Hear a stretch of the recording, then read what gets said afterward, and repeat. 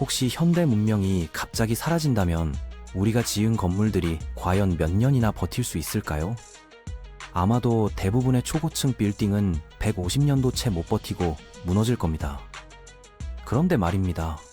지금으로부터 무려 4000년도 훨씬 넘는 과거에 만들어진 어떤 구조물이 아직도 멀쩡하게 서 있다는 사실 알고 계셨나요? 심지어 최신 건축 기술로도 똑같이 재현하기 힘들다는 이 건축물의 비밀을 지금부터 파헤쳐 보겠습니다. 자, 그럼 이야기를 시작해 볼까요? 시간을 4600년 전으로 되돌려 보겠습니다. 나일강 서편 해안가에서는 당시로서는 상상도 할 수 없는 규모의 공사가 한창이었습니다. 쿠프라는 이름의 이집트 통치자가 자신이 영원히 잠들 곳을 짓기 위해 전국 각지에서 사람들과 재료를 끌어모았죠. 완성된 이 구조물의 높이는 대략 147m에 달했습니다. 이게 얼마나 대단한 기록이냐면요. 무려 4000년이 넘도록 지구상에서 가장 높은 인공 건축물 자리를 지켰다는 점입니다. 무게로 따지자면 어떨까요? 현재 두바이의 부르즈 칼리파가 약 52만 톤 정도라고 하는데요. 이 고대 건축물은 그보다 12배 가까이 무거운 640만 톤에 육박했습니다. 중장비 하나 없던 시절에 대체 어떻게 이런 걸 만들어낼 수 있었을까요? 더욱 놀라운 사실은 수차례의 강진과 수천 년간의 풍화작용을 견뎌내고도 지금까지 거의 완벽한 형태로 남아있다는 점입니다. 사실 이 거대한 건축물은 혼자만 있는 게 아니었습니다. 사막 고원 위에는 비슷하게 생긴 거대한 돌무덤이 3개나 나란히 배치되어 있었죠. 가장 거대한 게 방금 말씀드린 쿠프왕의 것이고요. 그 옆으로 살짝 작은 카프레 왕의 무덤, 그리고 제일 작은 멘카우레 왕의 무덤이 자리 잡고 있습니다. 이 세 구조물은 모두 같은 왕조의 통치자들이 지은 것으로 부자 3대가 릴레이처럼 이어서 완성한 대규모 국가사업이었던 셈이죠. 주변을 둘러보면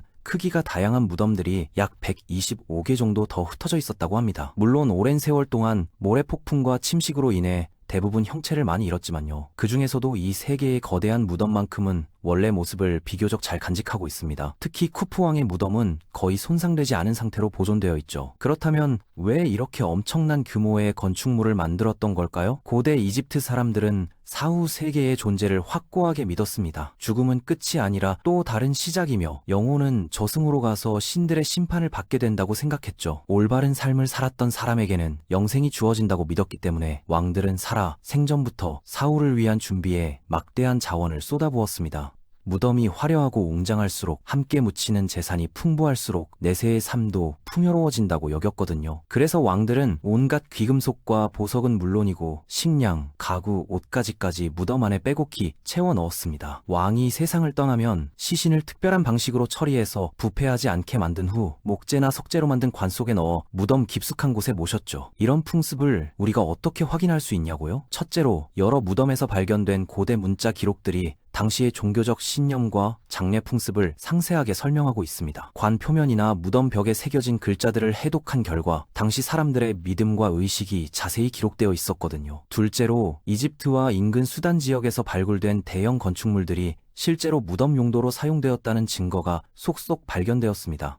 다만 흥미롭게도 가장 거대한 쿠프 왕의 무덤 내부에서는 결정적인 증거가 그리 많이 나오지 않았습니다. 고고학자들이 내부를 조사했을 때 몇 가지 유물과 비어있는 관만 남아있었을 뿐이죠. 관은 쿠프 왕의 것으로 추정되지만 주변에 있었을 보물들은 이미 오래전에 도굴당한 것으로 보입니다. 증거가 충분하지 않다 보니까 사람들이 온갖 기상천외한 이론들을 만들어내기 시작했습니다. 가장 황당한 주장 중 하나는 이 거대 구조물이 사실 고대의 발전시설이었다는 겁니다. 고대 이집트인들이 이미 전기 생산 기술을 보유했고 이 건축물로 전력을 만들어냈다는 주장이죠. 이들은 어떤 사원 벽면의 그림을 증거로 제시하는데요. 그 그림이 전구를 그린 것처럼 보인다는 이유에서입니다. 고대인들이 전구를 발명했다가 나중에 그 기술이 소실되었다는 거죠. 이런 류의 황당한 주장들은 대부분 증거가 부족할 때 등장하는 현상입니다. 만약 정말 전구가 존재했다면 왜 실제 전구 유물이 단 하나도 발견되지 않은 걸까요? 사실 그 벽화는 이집트 신화 속 이야기를 표현한 것에 불과합니다. 또 다른 웃긴 주장도 있습니다. 1998년에 미국의 어떤 정치인이 자신만의 독특한 이론을 발표했는데요. 이 건축물이 곡물을 저장하는 창고였다는 겁니다.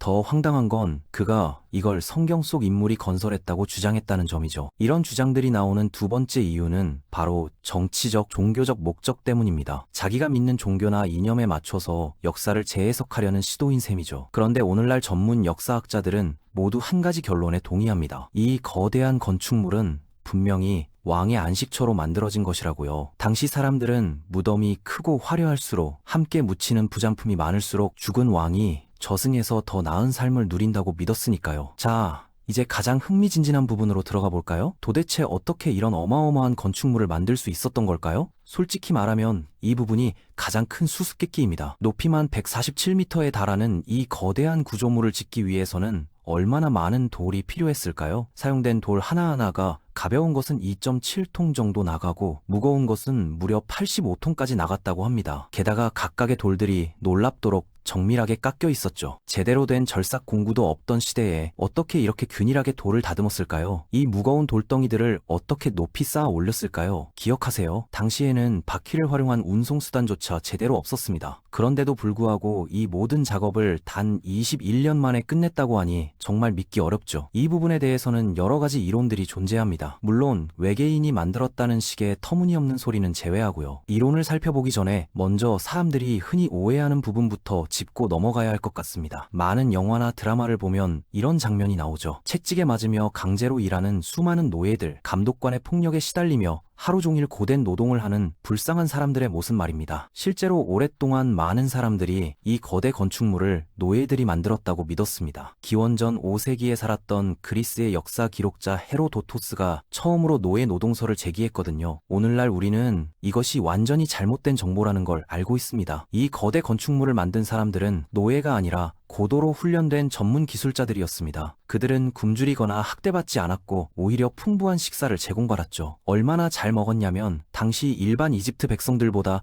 훨씬 더 영양 상태가 좋았다고 합니다. 이들은 건설 현장 인근에 마련된 마을에서 생활했습니다. 계절에 따라 다양한 사람들이 이 프로젝트를 도왔는데 예를 들어 농부들은 농한기에 여유 시간을 이용해서 공사에 참여했죠. 어떤 의미에서는 나라 전체가 하나로 뭉쳐서 국가적 대형 프로젝트를 완수한 셈입니다. 백성들은 자신들의 왕에게 깊은 충성심을 가지고 있었거든요. 대략 22,000명에서 32,000명 정도의 인력이 이 공사에 투입되었고 하루에 약 10시간 정도 작업했다고 합니다. 사용된 재료의 양도 엄청났습니다. 석회암만 약 590만 톤, 화강암이 8,500톤, 접착용 재료가 54만 톤 정도 들어갔다고 하네요. 대부분의 재료는 인근 지역에서 가져왔지만 일부는 남부 이집트에서 운반해야 했습니다. 그 거리가 무려 850km 정도 되었죠. 그럼 이 엄청난 양의 돌들을 어떻게 채석장에서 잘라냈을까요? 당시 가장 흔하게 사용되던 금속은 구리였습니다. 대부분의 도구들이 구리로 만들어졌죠. 더 단단한 화강암 같은 암석은 현무암의 일종인 휘로감이라는 돌로 깨뜨렸습니다. 정말 기발한 방법도 사용했는데 바위에 생긴 틈이나 구멍을 찾아내서 그곳에 물을 흠뻑 먹인 나무 조각을 박아 놓는 거였어요. 나무가 물을 빨아들이면서 부피가 팽창하면 바위가 쪼개지는 원리를 이용한 거죠. 가장 유력한 설명은 강 위에 떠다니는 배나 뗏목을 만들어서 돌을 실어 날랐다는 겁니다. 채석장에서 건설 현장까지 나일강을 이용해 운반한 거죠. 일단 돌들이 현장에 도착하면 젖은 땅 위에서 썰매를 이용해 끌고 다녔습니다. 이 부분이 정말 흥미로운데요. 2014년에 나온 연구에서 밝혀진 내용입니다. 이 이론의 단서가 된 건 제후티호테프라는 인물의 무덤에서 발견된 벽화였습니다. 기원전 1900년경에 만들어진 이 무덤의 그림을 보면 약 180명의 사람들이 썰매에 실린 거대한 조각상을 밧줄로 끌고 가는 장면이 나옵니다. 자세히 관찰해보니 한 사람이 조각상 앞에 모래 위에 물을 붓고 있더라고요. 처음에는 학자들이 이게 일종의 종교의식이라고 생각했습니다. 썰매 앞에 물을 뿌리는 전통적인 의례 같은 거라고 본 거죠. 물리학자 다니엘 본과 그의 연구팀이 실제로 실험을 해봤더니 놀라운 사실이 밝혀졌습니다. 모래에 적절한 양의 물을 섞으면 땅과 물체 사이의 마찰력이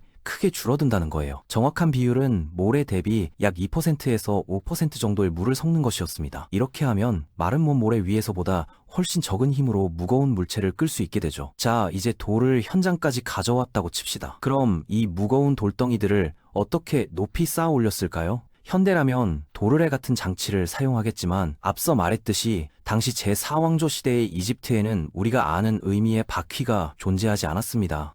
바퀴는 오직 도자기를 만들 때만 사용되었죠. 그들이 만든 해법은 바로 효율적인 경사로 시스템이었습니다. 2015년에 영국과 프랑스 고고학자들이 한 채석장에서 4,600년 전의 나무 경사로를 발굴해냈습니다. 학자들의 추정에 따르면 지면에서 꼭대기까지 이어지는 긴 비탈길을 만들었다고 합니다. 이 경사로를 따라 돌을 끌어올리기 위해 양쪽에 나무 기둥들을 설치하고 그 기둥들 사이로 밧줄을 감아서 돌을 당겨 올렸을 거라고 보고 있죠. 2014년에 물리학자 조셉 웨스트가 제안한 이론에 따르면 한 층을 완성할 때마다 새로운 경사로를 만들었을 것이라고 합니다. 경사로의 각도가 너무 가파르지 않도록 하기 위해 아주 긴 비탈길을 만들었을 거라는 거죠. 길이가 길수록 경사가 완만해지니까 돌을 끌어올리기가 한결 수월해집니다. 또 다른 가능성으로는 지렛대 원리를 활용했을 거라는 주장도 있습니다. 작동 원리는 이렇습니다. 높은 받침점을 하나 만들고 그 위에 긴 막대를 올려놓은 다음 반대편에 무게추를 달면 적은 힘으로도 무거운 돌을 들어 올려서 회전시킬 수 있게 되는 거죠. 실제로 샤두비라고 불리는 비슷한 장치가 이집트에서 수천 년 동안 사용되어 왔습니다. 나일강에서 물을 퍼올려 농경지에 대는 데 쓰던 도구인데 같은 원리를 적용한 거죠. 상당히 그럴듯하게 들리긴 하는데요. 한 가지 있습니다. 바로 공사 기간이죠. 이 거대한 건축물이 21일 만에 완성되었습니다. 만약 2,000명의 사람들이 이런 방식으로 돌을 하나하나 운반하고 쌓았다면 1년 내내 쉬지 않고 매일 약 3분마다 돌 하나씩을 제자리에 놓아야 한다는 계산이 나옵니다. 현실적으로 가능했을까요? 아직까지도 수수께끼로 남아있는 이유입니다. 모두 설득력 있게 들리지만 실제로 어떤 방법이 사용되었는지 정확하게 설명하기는 어렵습니다. 확실한 사실 하나는 아래쪽들은 접착제 없이 그냥 돌을 쌓아 올렸다는 점입니다. 위쪽 층으로 갈수록 돌 위에 접착용 재료를 발라서 구조를 더 튼튼하게 만들었죠.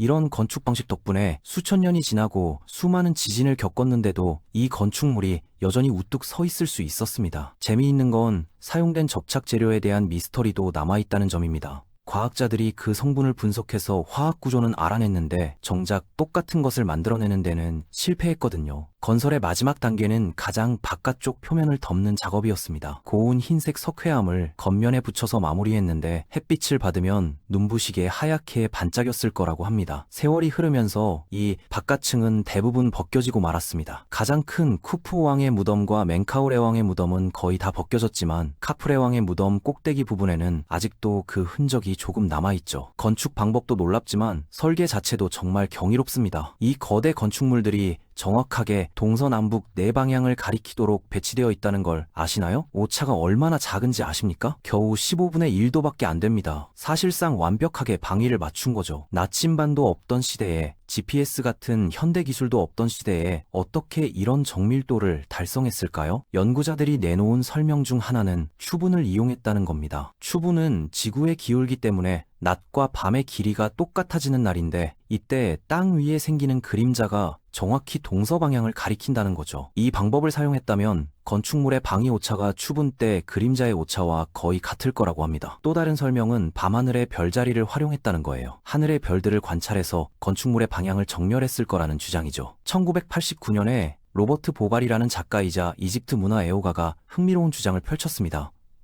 세 개의 거대 무덤이 오리온 자리, 허리띠의 세 별과 똑같은 배열을 이루고 있다는 거였죠.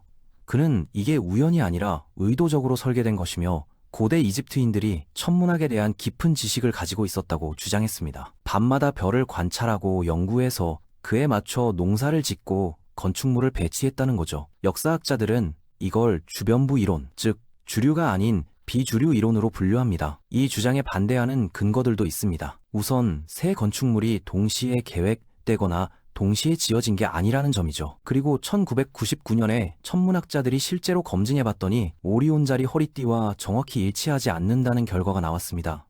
별자리가 수천 년 동안 조금씩 위치가 바뀌었거든요. 당시의 별 배치와 지금의 별 배치가 똑같지 않다는 얘기입니다. 이 이론을 굳이 언급한 이유는 이게 인간이 패턴을 찾으려는 본능을 보여주는 전형적인 사례이기 때문입니다. 명확한 증거가 없을 때, 정확한 설명을 찾지 못할 때 우리는 스스로 이론을 만들어냅니다. 그리고 어디선가 조금이라도 연관성을 발견하면 그게 진실이라고 믿어버리죠. 여기서 한 걸음 더 나아가면 정말 황당한 이론들이 탄생합니다. 예를 들어 외계인이 만들었다는 주장 같은 거요. 인간이 이런 걸 만들 수 없었을 거라는 믿음에서 출발한 거죠. 제 생각에는 이런 주장들이 과학적 사고방식에 정면으로 위배됩니다. 답을 찾을 수 없을 때 그냥 아무렇게나 결론을 내려버리는 편법이거든요. 차라리 우리가 아는 것과 모르는 것을 분명히 구분해서 정리하는 게 낫습니다. 그래야 다음 세대의 학자들과 연구자들이 그 빈틈을 채우기 위한 연구를 계속할 수 있죠.